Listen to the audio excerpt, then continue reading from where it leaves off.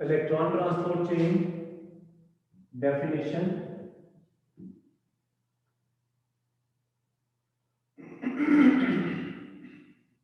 Number 2, components.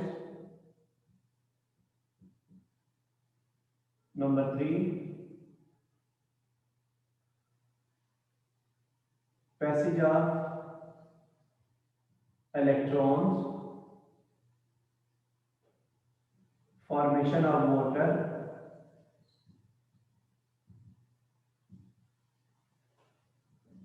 pumping of hydrogen ions,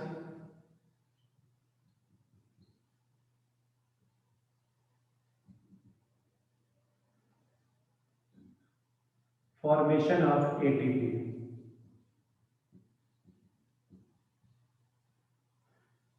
electron transport chain में हम ये पॉइंट्स डिस्कस करेंगे।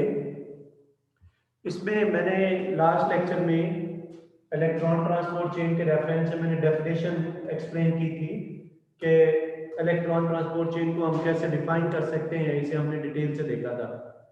अभी हम देखते हैं इसके कंपोनेंट्स कौन से हैं। देखिए, मैं आपको यूं एक बात बताता हूं कि ये जो है, इस बोर्ड के ऊपर माइटोकॉन्ड्रिया की इनर मेम्ब्रेन को मैंने सेपरेट किया हुआ है। तो इस बोर्ड के ऊपर माइटोकॉन्ड्रिया की इनर मेम्ब्रेन है। माइटोकॉन्ड्रिया की इनर मेम्ब्रेन इस बोर्ड के ऊपर प्रेजेंट है, और ये लाइन जो है ये इंडिकेट कर रही है एनर्जी लेवल को। यहां पर लो एनर्जी लेवल और यहां पर हाई एनर्जी लेवल। तो ये एनर्जी लेवल को इंडिकेट कर रही है, low energy level, high energy level. Mitochondria की इनर मेम्ब्रेन के ऊपर जो इलेक्ट्रॉन ट्रांसपोर्ट चेन है उसके डिफरेंट कंपोनेंट्स प्रेजेंट हैं, और ये जो कंपोनेंट्स हैं, ये कंपोनेंट्स यहां मैं लिखता हूं, ये देखें। एक कंपोनेंट ये है, ये वाला कंपोनेंट है, ये कंपोनेंट है, और इसका नेम है NADH,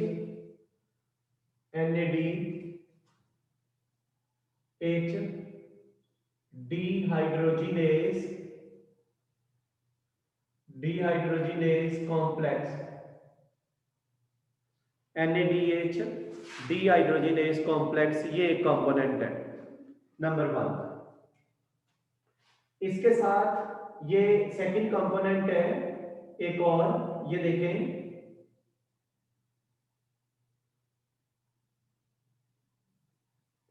ये है FADH dehydrogenase complex।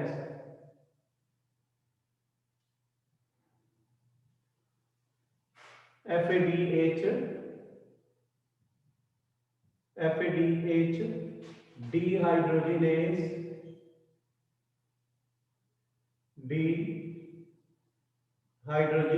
complex।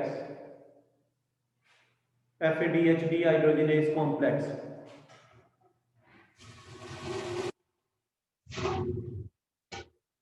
इसके बाद हम नेक्स्ट देखते हैं।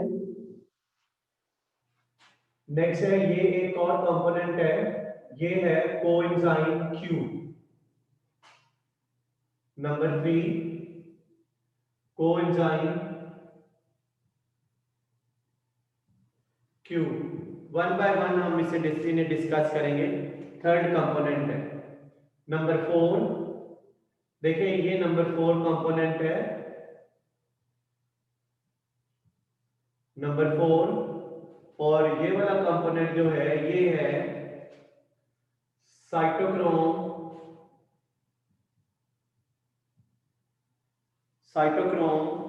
Reductase complex. साइटोक्रोम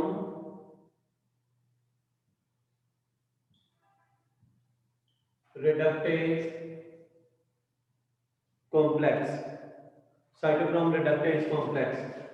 इसके साथ है ये एक और कंपोनेंट है, ये वाला, ये है cytochrome C। Number 5, cytochrome C।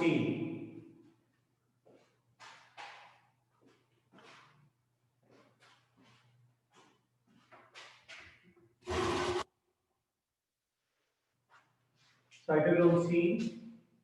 Cytochrome C के बाद ये एक और कंपोनेंट है, ये वाला, ये है cytochrome oxidase complex. Cytochrome cytochrome oxidase complex. इनको वन बाय वन हम एक्सप्लेन करते हैं। देखें मैं डेफिनेशन दोबारा आपको बताऊंगा। देखें इसके कंपोनेंट्स कौन से हैं। इलेक्ट्रॉन ट्रांसपोर्ट चेन के ये डिफरेंट कंपोनेंट्स हैं। Number 1 NADH dehydrogenase complex, number 2 FADH dehydrogenase complex, number 3 coenzyme Q, number 4 cytochrome reductase complex, number 5 cytochrome C and number 6 cytochrome oxidase complex। ये मैंने जितने भी नाम लिखे हैं ये इसके कंपोनेंट्स हैं। ये वाला जो कंपोनेंट है ये हाई एनर्जी लेवल पर है और ये वाले कंपोनेंट लो एनर्जी लेवल पर है। जो इधर जाते हैं तो एनर्जी लेवल इनका कम होता जाता है, तो हाई एनर्जी लेवल पर इस तरह, ये लो एनर्जी लेवल पर ये कंपोनेंट प्रेजेंट है। ये जो कंपोनेंट है NADH dehydrogenase कॉम्प्लेक्स, तो ये एक कॉम्प्लेक्स है, इसमें डिफरेंट मॉलिक्यूल्स हैं जिनमें जो है वो NAD है और इसके अलावा इसमें आयरन सल्फर कॉम्प्लेक्स है। तो यहाँ पर जो इसके डिफरेंट कंपोनेंट्स हैं ये क्या करता है, ये कॉम्प्लेक्स, इस कॉम्प्लेक्स का फंक्शन देखें। ये कॉम्प्लेक्स ऑफ मॉलिक्यूल्स है, ये कॉम्प्लेक्स ऑफ मॉलिक्यूल है। ये डीहाइड्रोजिनेज, इट रिमूव्स हाइड्रोजन, ये हाइड्रोजन को रिमूव करता है।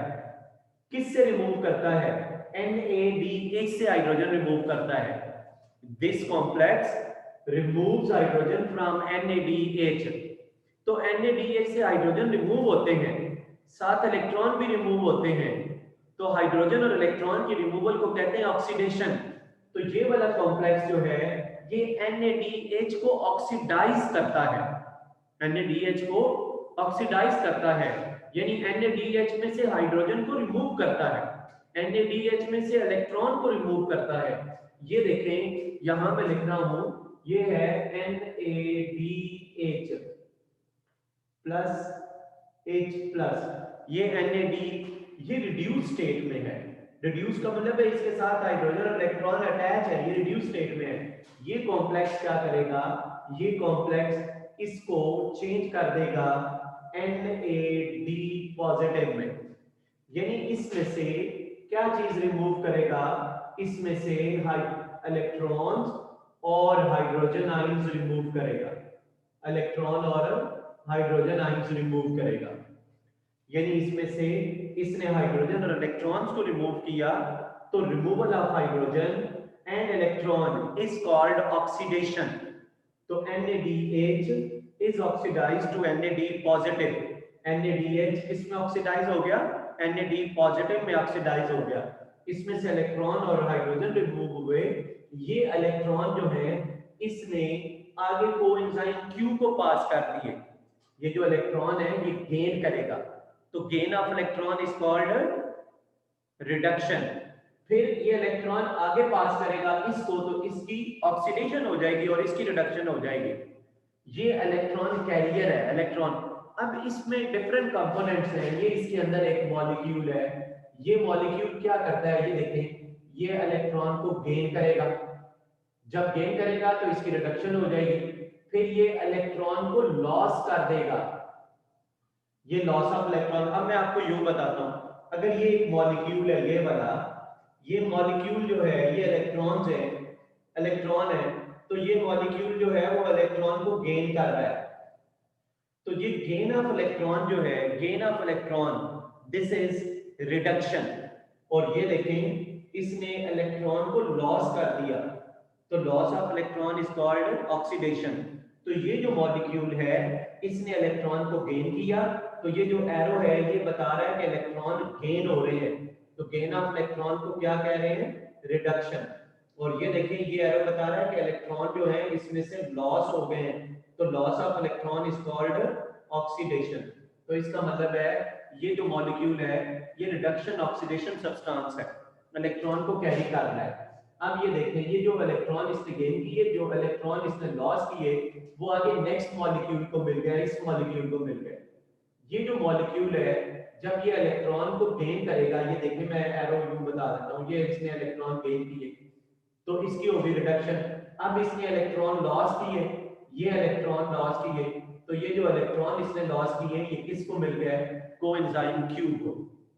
इसके मुताबिक मैंने आपको डिटेल बता दी कि क्या होता है NADH डीहाइड्रोजिनेज कॉम्प्लेक्स, ये कॉम्प्लेक्स ऑफ मॉलिक्यूल्स है, ये हाइड्रोजन को रिमूव करता है NADH से। तो NADH चेंज हो जाता है NAD पॉजिटिव, इसमें से हाइड्रोजन और इलेक्ट्रॉन रिमूव होते हैं। तो रिमूवल ऑफ हाइड्रोजन और इलेक्ट्रॉन इज कॉल्ड ऑक्सीडेशन। तो NADH is oxidised into NAD positive. ये जो इलेक्ट्रॉन है इस कॉम्प्लेक्स में जो मॉलिक्यूल्स हैं वो इलेक्ट्रॉन को गेन करता है, फिर इलेक्ट्रॉन को लॉस करता है। नेक्स्ट मॉलिक्यूल इलेक्ट्रॉन को गेन करता है, फिर इलेक्ट्रॉन को लॉस करता है। इसका मतलब है ये जो मॉलिक्यूल है ये है इलेक्ट्रॉन कैरियर, ये भी इलेक्ट्रॉन कैरियर है, ये ऑक्सीडेशन रिडक्शन सब्सटेंस है। और ये कॉम्प्लेक्स इलेक्ट्रॉन को किधर ट्रांसफर करता है, कोएंजाइम क्यू के पास। साथ ही ये जो हाइड्रोजन आयन है इनको ये पंप कर देता है माइटोकॉन्ड्रिया की इनर मेम्ब्रेन की तरफ। इसका मतलब है ये इलेक्ट्रॉन को भी ट्रांसपोर्ट करता है और हाइड्रोजन आयंस को भी पंप करता है towards inter membrane space of mitochondria. वो आगे चलकर हम उसे डिटेल से डिस्कस करेंगे। बेटा देखें ये जो कोएंजाइम क्यू है ये एक मोबाइल इलेक्ट्रॉन कैरियर है। कोएंजाइम क्यू, कोएंजाइम क्यू की केमिकल नेचर क्या है, ये यूबीक्यूनोन है। This is यूबीक्यूनोन। यूबीक्यूनोन जो है ये लिपिड सॉल्युबल मॉलिक्यूल है। ये ऐसा मॉलिक्यूल है जिसकी नेचर लिपिड है और ये लिपिड सॉल्युबल मॉलिक्यूल है। और ये जो है ये कोएंजाइम क्यू जो है ये मेम्ब्रेन में मूव करता है, माइटोकॉन्ड्रिया की इनर मेम्ब्रेन में ये मूव करता है। और इधर से इलेक्ट्रॉन इसने गेन किया, ये मूव करके आगे इलेक्ट्रॉन किसको दे देता है, आगे इलेक्ट्रॉन कोएंजाइम क्यू दे देता है साइटोक्रोम रिडक्टेज कॉम्प्लेक्स को। Coenzyme Q it consist of ubiquinone, lipid soluble है और ये मोबाइल इलेक्ट्रॉन कैरियर है। Mobile electron carrier, mobile electron carrier का मतलब है ये ऐसा इलेक्ट्रॉन कैरियर है which can move with the membrane, जो मेम्ब्रेन में मूव करता है। और ये कहां से कहां मूव करता है, ये इलेक्ट्रॉन को पिक करता है किस कॉम्प्लेक्स से, NADH डीहाइड्रोजिनेज कॉम्प्लेक्स से। और ये मूव करके आगे इलेक्ट्रॉन किसको ट्रांसफर करता है, साइटोक्रोम रिडक्टेज कॉम्प्लेक्स के पास इलेक्ट्रॉन को ट्रांसफर करता है। इसी तरह इसको भी यूं लिखेंगे, ये देखिए मैं इसको यूं आपको बता देता हूं कि ये एरो यूं लगा देंगे हम। ये देखें ये एरो यूं लगाया, इसका मतलब है यहां से इलेक्ट्रॉन गेन हुए। और ये देखें ये एरो मैं यूं लगा रहा हूं, ये वाला एरो यूं लगा दिया, तो ये जो है ये लॉस ऑफ इलेक्ट्रॉन हुई। तो gain of electron is called ये electron, gain of electron reduction, loss of electron oxidation. अब अगर FADH2 ऑक्सीडाइज होता है, ये देखें यहां मैं लिख रहा हूं FADH2, ये ऑक्सीडाइज होता है तो ये चेंज हो जाएगा FAD पॉजिटिव में। और इसके इलेक्ट्रॉन जो है 2 इलेक्ट्रॉन इसके ये इस कॉम्प्लेक्स के पास आ जाएंगे। ये देखें साथ ही इसमें से हाइड्रोजन जो है 2 हाइड्रोजन आयंस भी यहां पर आ जाएंगे। ये कॉम्प्लेक्स यहां पर ऑक्सीडाइज, ये कॉम्प्लेक्स जो है ये ऑक्सीडाइज करेगा। ये देखें यहां क्या हुआ, यहां जो कॉम्प्लेक्स है ये कॉम्प्लेक्स क्या करेगा, FADH डीहाइड्रोजिनेज कॉम्प्लेक्स है। ये ऐसा कॉम्प्लेक्स ऑफ मॉलिक्यूल है जो हाइड्रोजन को रिमूव करता है। किससे हाइड्रोजन को रिमूव करता है, FADH2 से हाइड्रोजन को रिमूव करता है। जब ये देखें ये कॉम्प्लेक्स क्या करता है, removal of hydrogen electron is called oxidation. तो FADH2 is oxidised into FAD positive, और ये जो इलेक्ट्रॉन रिमूव होते हैं यहाँ पर, ये इसका एक मॉलिक्यूल है, ये इलेक्ट्रॉन को गेन कर लेता है, तो gain of electron is called reduction. फिर ये इलेक्ट्रॉन को लॉस करता है, तो loss of electron is called oxidation. तो ये नेक्स्ट मॉलिक्यूल है, ये इलेक्ट्रॉन को गेन करेगा, ये देखें, और फिर ये इलेक्ट्रॉन को लॉस कर देगा, और इलेक्ट्रॉन किसको मिल जाएंगे, कोएंजाइम Q को। ये जो कॉम्प्लेक्स मैंने बनाया है ये वाला, ये कॉम्प्लेक्स नंबर 2 है, और ये है FADH2 डिहाइड्रोजनेज कॉम्प्लेक्स। देखिए मैं दोबारा ये बता देता हूँ आपको, FADH2 dehydrogenase complex, it removes hydrogen from FADH2। FADH2 ये चेंज हो जाता है FAD पॉजिटिव में, FADH2 में से इलेक्ट्रॉन और हाइड्रोजन रिमूव होते हैं। ये जो कॉम्प्लेक्स है इसकी ऑक्सीडेशन करता है, तो इसमें चेंज हो जाता है, और ये इलेक्ट्रॉन इसके इस मॉलिक्यूल को ये गेन करता है, रिडक्शन, फिर ये लॉस करता है, तो नेक्स्ट मॉलिक्यूल को इसने गेन किया, फिर लॉस किया, और दोनों इलेक्ट्रॉन किसको मिल जाते हैं, कोएंजाइम Q को। अब कोएंजाइम Q जो है इस NADH डिहाइड्रोजनेज कॉम्प्लेक्स से भी इलेक्ट्रॉन गेन करता है, और इस कॉम्प्लेक्स से भी इलेक्ट्रॉन गेन करता है, और ये मूव करके आगे इलेक्ट्रॉन साइटोक्रोम रिडक्टेज कॉम्प्लेक्स को दे देता है। ये 1 बाय 1 गेन करता जाता है, जो इन दो इलेक्ट्रॉन गेन करता है तो वो इलेक्ट्रॉन आगे मूव करते हैं, फिर पीछे से इलेक्ट्रॉन गेन करता है वो आगे मूव करते हैं। जो भी इलेक्ट्रॉन गेन करता है कोएंजाइम Q, चाहे वो इस कॉम्प्लेक्स से करे चाहे वो इस कॉम्प्लेक्स से करे, तो उनको इसको दे देता है।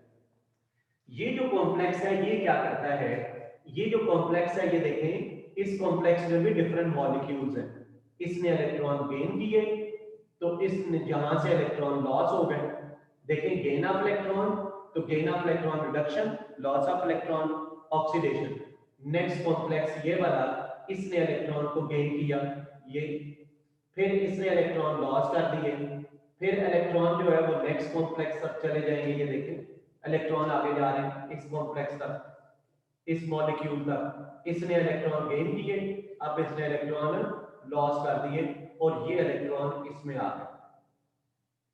देखें जो इलेक्ट्रॉन्स हैं इस कॉम्प्लेक्स ने क्या किया, ये मैं यही चीज दोबारा मैं इसमें बना रहा हूं, तो यहां से स्ट्रेट भी आप लिख सकते हैं electron cytochrome reductase complex, electron इसने साइटोक्रोम ने गेन किए। साइटोक्रोम क्या है, साइटोक्रोम जो है ये प्रोटीन है, साइटोक्रोम, ये आयरन कंटेनिंग प्रोटीन है, cytochrome is iron containing protein, इसमें कॉपर भी प्रेजेंट होता है, ये आयरन कंटेनिंग प्रोटीन है साइटोक्रोम, ये रेस्पिरेटरी एंजाइम है, आयरन कंटेनिंग प्रोटीन। ये जो साइटोक्रोम है ये भी मोबाइल इलेक्ट्रॉन कैरियर है, mobile electron carrier. Mobile electron carrier का मतलब है ऐसा इलेक्ट्रॉन कैरियर है जो मेम्ब्रेन में मूव कर सकता है। देखिए बेटा मैं अब आपको एक बात समझाता हूं, यहाँ पर ये इस तरह आपने समझना है। ये देखें ये जो साइटोक्रोम C है इसमें इलेक्ट्रॉन एंटर हुए तो गेन ऑफ इलेक्ट्रॉन को कहते हैं रिडक्शन। तो साइटोक्रोम ने इलेक्ट्रॉन गेन किए, साइटोक्रोम ने इलेक्ट्रॉन गेन किए तो साइटोक्रोम की क्या हो गई, साइटोक्रोम की रिडक्शन हो गई, साइटोक्रोम की क्या हो गई, रिडक्शन। तो किसने रिडक्शन की है, क्या मतलब है, किसने इलेक्ट्रॉन इसमें डाले हैं, इस कॉम्प्लेक्स ने डाले हैं, तो इस कॉम्प्लेक्स को कहेंगे रिडक्टेज। और किसकी रिडक्शन की है, साइटोक्रोम की। तो साइटोक्रोम रिडक्टेज कॉम्प्लेक्स है ये, इसका मतलब है इसका क्या काम है, it reduces cytochrome, cytochrome reductase complex, this complex reduces cytochrome, ये कॉम्प्लेक्स साइटोक्रोम C को रिड्यूस करता है। रिड्यूस करने का क्या मतलब है, ये कॉम्प्लेक्स साइटोक्रोम C में इलेक्ट्रॉन एंटर करता है, ये कॉम्प्लेक्स साइटोक्रोम C में इलेक्ट्रॉन एंटर करता है, इसकी रिडक्शन करता है, इसलिए इस 4 का नाम लिखा गया है साइटोक्रोम रिडक्टेज कॉम्प्लेक्स। जब साइटोक्रोम C को इलेक्ट्रॉन मिल जाते हैं तो ये मूव करके आगे इस कॉम्प्लेक्स को इलेक्ट्रॉन दे देता है। किस कॉम्प्लेक्स को इलेक्ट्रॉन आ जाते हैं? साइटोक्रोम ऑक्सीडेज कॉम्प्लेक्स को। ये देखें साइटोक्रोम ऑक्सीडेज कॉम्प्लेक्स, इसमें इसका क्या मतलब बनता है ये देखें। साइटोक्रोम ऑक्सीडेज कॉम्प्लेक्स का मतलब ये है कि this complex oxidises cytochrome, this complex oxidises cytochrome. ये कॉम्प्लेक्स साइटोक्रोम को ऑक्सीडाइज करता है। मतलब क्या? साइटोक्रोम में से लॉस ऑफ इलेक्ट्रॉन होगा। Loss of electron is called oxidation. Loss of electron is called oxidation. तो ये कॉम्प्लेक्स जो है, ये वाला जो कॉम्प्लेक्स है, इसने साइटोक्रोम में से इलेक्ट्रॉन को निकाला है, इसलिए साइटोक्रोम से इलेक्ट्रॉन का लॉस हुआ है। तो लॉस ऑफ इलेक्ट्रॉन को कहते हैं oxidation. This complex oxidises cytochrome. Oxidises cytochrome का मतलब है इसने साइटोक्रोम में से इलेक्ट्रॉन को रिमूव किया है। क्योंकि ये कॉम्प्लेक्स साइटोक्रोम से इलेक्ट्रॉन निकाल रहा है, साइटोक्रोम से इलेक्ट्रॉन को रिमूव कर रहा है, साइटोक्रोम की ऑक्सीडेशन कर रहा है, इसलिए इस कॉम्प्लेक्स का नाम लिखा गया है oxidase complex. This complex oxidises, किसको ऑक्सीडाइज करता है? साइटोक्रोम सी को। फिर ये इलेक्ट्रॉन इसको ऑक्सीडाइज करके तो आगे क्या करता है? आगे यहाँ पर इस चेन के बेस पर ये मॉलिक्यूलर ऑक्सीजन है, ये देखें यहाँ पर 1/2 O2 मॉलिक्यूलर ऑक्सीजन है। ऑक्सीजन स्ट्रॉन्ग इलेक्ट्रोनेगेटिव एटम है। ऑक्सीजन स्ट्रॉन्ग इलेक्ट्रोनेगेटिव है, ये इलेक्ट्रॉन को अपनी तरफ अट्रैक्ट करता है। तो ये जो कॉम्प्लेक्स है, इसमें से इसके अंदर भी दो इस तरह के कॉम्प्लेक्स आपने बनाने हैं, जैसे मैंने ये बनाए ऐसे इधर भी बना देंगे दो। तो ये जो इलेक्ट्रॉन है, ये ऑक्सीजन अपनी तरफ अट्रैक्ट करती है। तो ये इलेक्ट्रॉन, 2 इलेक्ट्रॉन, ये वाले 1/2 O2 plus 2 electron plus 2 hydrogen ion. तो अब इसमें से ये जो कॉम्प्लेक्स है, इसमें से इलेक्ट्रॉन ऑक्सीजन को मिलते हैं प्लस 2 हाइड्रोजन आयन। तो ये कंबाइन होके ये एंड पे बन जाता है वाटर। एंड पे वाटर की फॉर्मेशन होती है। तो 2 electron plus oxygen plus 2 hydrogen ion, तो यहाँ पर ये वाटर बनता है। अब देखिए एक बार मैं ये जो डेफिनेशन है इसकी, इससे मैं एक्सप्लेन कर देता हूँ। डेफिनेशन क्या है? Electron transport chain is a chain of electron transport molecules। पिछले लेक्चर में मैंने इसको डिटेल से बताया था। इलेक्ट्रॉन ट्रांसपोर्ट चेन क्या है? Chain of electron transport molecules. ये जो मॉलिक्यूल्स हैं, ये ऑक्सीडेशन रिडक्शन सब्सटेंसेस भी हैं। ये मॉलिक्यूल क्या करते हैं? these molecules transport electrons from NADH and FADH2। क्या चीज ट्रांसपोर्ट करते हैं? इलेक्ट्रॉन्स। किससे? FADH और NADH2। Transport electrons from FADH2 and NADH to molecular oxygen. जब इलेक्ट्रॉन ट्रांसपोर्ट होते हैं तो इलेक्ट्रॉन की एनर्जी रिलीज होती है। जब इलेक्ट्रॉन ट्रांसपोर्ट हो रहे हैं हाई एनर्जी से लो की तरफ, तो एनर्जी रिलीज हो रही है। उस एनर्जी को यूज करके एटीपी बन रही है। उस एनर्जी को यूज करके क्या बन रही है? एटीपी बन रही है। फिर इसके ये डिफरेंट कंपोनेंट्स हैं, तो ये 6 कंपोनेंट के नाम आपने बताने हैं। फिर passage of electron, passage of electron को मैंने डिटेल से बता दिया। पैसेज ऑफ इलेक्ट्रॉन्स को मैंने डिटेल से बताया कि कैसे इलेक्ट्रॉन की पैसेज होती है। तो जो पैसेज ऑफ इलेक्ट्रॉन है, ये हमने बताना है। NADH ऑक्सीडाइज होता है, NAD पॉजिटिव में इलेक्ट्रॉन इसके पास आ जाते हैं। फिर ये वाला जो कॉम्प्लेक्स है, इसको ऑक्सीडाइज करता है इलेक्ट्रॉन इधर से कोएंजाइम Q के पास। ये सारी बातें मैं डिटेल से बता चुका हूँ। Coenzyme Q mobile electron carrier है, ये इसमें इलेक्ट्रॉन डालता है cytochrome reductase complex. Cytochrome reductase complex electron इसमें एंटर करता है, इसकी रिडक्शन करता है साइटोक्रोम C की। साइटोक्रोम C जो है वो जो है वो आगे इलेक्ट्रॉन इसमें चले जाते हैं। तो ये कॉम्प्लेक्स इससे इलेक्ट्रॉन निकालता है, फिर ये इलेक्ट्रॉन इसके पास आ जाते हैं। तो ये सारा पैसेज ऑफ इलेक्ट्रॉन आपने बता देना है। फिर पैसेज ऑफ इलेक्ट्रॉन के बाद फॉर्मेशन ऑफ वाटर। तो एंड पे जो इलेक्ट्रॉन आते हैं वो ऑक्सीजन हाइड्रोजन आयंस के साथ मिलकर वाटर बना देते हैं। ये वाटर जो है इसकी फॉर्मेशन एंड पे होती है। पंपिंग ऑफ हाइड्रोजन आयंस, ये मैं एक्सप्लेन करता हूँ हाइड्रोजन आयंस कैसे पंप होते हैं। देखिए 3 कॉम्प्लेक्स हैं जो हाइड्रोजन आयंस को पंप करते हैं। ये जो पंपिंग ऑफ हाइड्रोजन, सर यहाँ पे लास्ट पे 4 इलेक्ट्रॉन्स नहीं होने चाहिए थे? 2 NADH वाले और 2 FADH वाले। हाँ बेटा ये इस तरह होता है। ये देखें, ये मैं आपको बता देता हूँ, ये यू होता है। मसलन ये ऑक्सीडाइज हो गया, 2 इलेक्ट्रॉन ये आगे पास होना शुरू हो गए, ये यहाँ चले गए। पीछे से 2 इलेक्ट्रॉन ये वाले इसके यू करके आगे चल रहे, वो आगे गुजर गए हैं, इसके पीछे आ रहे हैं, और ये ऑक्सीडाइज होंगे उसके पीछे आएंगे। आप समझ लें उसके 2 इलेक्ट्रॉन आगे चलते जा रहे हैं, पीछे से और इलेक्ट्रॉन आते जा रहे हैं। ये बात समझ में आ गई? ये चेन इलेक्ट्रॉन को ट्रांसपोर्ट करती जा रही है। Pumping of hydrogen. Okay sir. जी बेटा, जी पूछना है और क्वेश्चन में? No sir. अच्छा ठीक है, आप सुने बेटा, हाइड्रोजन आयंस किस तरफ पंप होते हैं? ये अगली डायग्राम में इसको मैं डिटेल से बताता हूँ। हाइड्रोजन आयंस पंप होते हैं from mitochondrial matrix, from mitochondrial matrix to intermembrane space, intermembrane space. ये पंपिंग ऑफ हाइड्रोजन आयंस होती है। पंपिंग ऑफ हाइड्रोजन आयंस किधर से किधर पंप होते हैं हाइड्रोजन आयंस बताएं? From mitochondrial matrix to intermembrane space. Hydrogen ions किधर पंप होते हैं? From mitochondrial matrix to intermembrane space, उसकी तरफ पंप होते हैं हाइड्रोजन आयन। देखिए ये जो हाइड्रोजन आयंस हैं, ये क्लियर होगी बात, किस तरफ पंप होते हैं? From matrix to intermembrane space. देखिए हाइड्रोजन आयंस को पंप करने के लिए एनर्जी चाहिए। हाइड्रोजन आयंस को पंप करने के लिए एनर्जी चाहिए, और वो एनर्जी कहां से रिलीज होती है? देखें, जब मैं आपको एक बात बता देता हूं, reduction process utilises energy and oxidation process releases energy. जब यहां पर इसकी ऑक्सीडेशन होगी, ये देखें, इससे इलेक्ट्रॉन जब लॉस होंगे तो लॉस ऑफ इलेक्ट्रॉन को क्या कहेंगे? ऑक्सीडेशन। तो ऑक्सीडेशन प्रोसेस रिलीजेस एनर्जी। ये जो कॉम्प्लेक्स है, इलेक्ट्रॉन हाई एनर्जी से लो की तरफ मूव कर रहे हैं, तो जब इलेक्ट्रॉन हाई एनर्जी से लो की तरफ मूव करते हैं तो उनकी एनर्जी रिलीज होती है। जो एनर्जी रिलीज होगी उसको यूटिलाइज करके ये वाला कॉम्प्लेक्स जो है, ये हाइड्रोजन आयंस को पंप करेगा। किधर से किधर पंप करेगा बताएं? From mitochondrial matrix to intermembrane space. ऊपर मैट्रिक्स है, इधर इंटरमेम्ब्रेन स्पेस है, दरमियान में मेम्ब्रेन है। माइटोकॉन्ड्रियल मैट्रिक्स इंटरमेम्ब्रेन स्पेस की तरफ, तो कौन सा कॉम्प्लेक्स हाइड्रोजन आयंस को पंप करता है? ये वाला कॉम्प्लेक्स।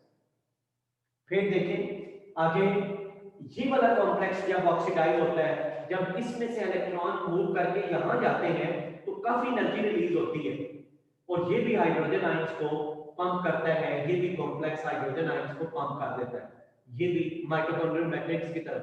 ये हाइड्रोजन आयन NADH से भी प्रोड्यूस हो रहे हैं, इससे भी प्रोड्यूस हो रहे हैं, और वैसे भी सॉल्यूशन फॉर्म में प्रेजेंट है।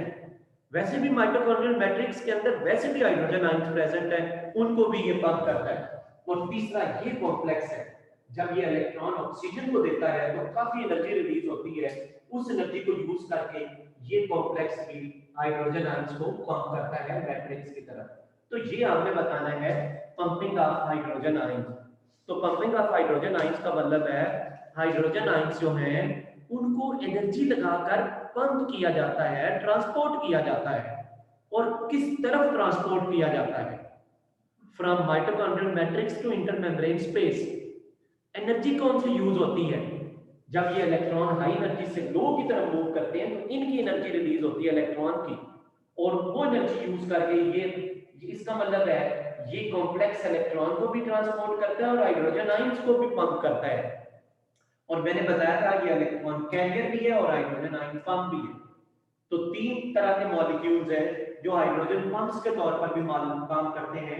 एक है कौन सा? NADH dehydrogenase complex. दूसरा कौन सा है? Cytochrome reductase complex. और तीसरा ये वाला है साइटोक्रोम ऑक्सीडेज कॉम्प्लेक्स। तो तीन जगहों पर पंपिंग ऑफ हाइड्रोजन आयंस होती है। हाइड्रोजन आयन तीन जगहों पर पंप होते हैं। ये जो हाइड्रोजन आयंस है जब माइटोकॉन्ड्रियल मैट्रिक्स से इंटरमेम्ब्रेन स्पेस की तरफ जाते हैं तो फिर एटीपी उसके बाद बनती है। तो ATP formation does not occur directly. यहां से इलेक्ट्रॉन यूं पास हुए, जो एनर्जी रिलीज होगी उससे डायरेक्ट एटीपी नहीं बनेगी। जो इलेक्ट्रॉन की एनर्जी रिलीज होगी उससे डायरेक्ट एटीपी नहीं बनेगी। उस एनर्जी से क्या होगा? उस एनर्जी से ये कॉम्प्लेक्स हाइड्रोजन आयन को ट्रांसपोर्ट करेगा, और फिर ये हाइड्रोजन आयन चलकर आगे जो है वो एटीपी की फॉर्मेशन में हेल्प करेंगे। और कैसे एटीपी बनेगी? ATP formation occurs by mechanism known as chemiosmosis. ये इस मैकेनिज्म के जरिए बनती है, केमियोस्मोसिस के जरिए। ATP formation occurs by chemiosmosis, ये मैकेनिज्म है केमियोस्मोसिस जिसके जरिए एटीपी बनती है। और इस तरह माइटोकॉन्ड्रिया में एटीपी की फॉर्मेशन को कहते हैं ऑक्सीडेटिव फास्फोराइलेशन। ऑक्सीडेटिव फास्फोराइलेशन देखें, फास्फोराइलेशन का मतलब है फॉर्मेशन ऑफ एटीपी, यानी transfer of phosphate to ATP and ATP formation due to oxidation process. Formation of ATP due to oxidation process. किसकी ऑक्सीडेशन हुई है? NADH की ऑक्सीडेशन हुई है और FADH2 की ऑक्सीडेशन। इनकी ऑक्सीडेशन की वजह से जो एटीपी बनती है उसे ऑक्सीडेटिव फास्फोराइलेशन कहते हैं। तो ऑक्सीडेशन प्रोसेस रिलीजेस एनर्जी, और उस एनर्जी को आप यूं कंसीडर कर सकते हैं जब इलेक्ट्रॉन जो है वो हाई एनर्जी से लो की तरफ आ रहे हैं, जब इस कॉम्प्लेक्स से इलेक्ट्रॉन निकलते हैं तो इसकी ऑक्सीडेशन होती है, लॉस ऑफ इलेक्ट्रॉन। ऑक्सीडेशन के रिजल्ट में एनर्जी रिलीज होती है, उस एनर्जी से एटीपी बनती है, डायरेक्ट नहीं बनती। ये जो है हाइड्रोजन आयन पंप किए जाते हैं फिर। तो नेक्स्ट हम पढ़ेंगे केमियोस्मोसिस, इसका मैकेनिज्म क्या है, और ऑक्सीडेटिव फास्फोराइलेशन ये क्या है। ये दोनों टॉपिक जो हैं ये नेक्स्ट लेक्चर है उसमें हम देखेंगे। मैं यहाँ पर कुछ क्वेश्चन आपको बता देता हूँ। देखिए बेटा, पहला क्वेश्चन ये है, question number 1, define electron transport chain. Define electron transport chain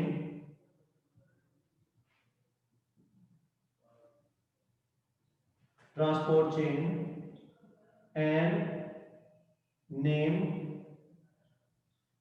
its components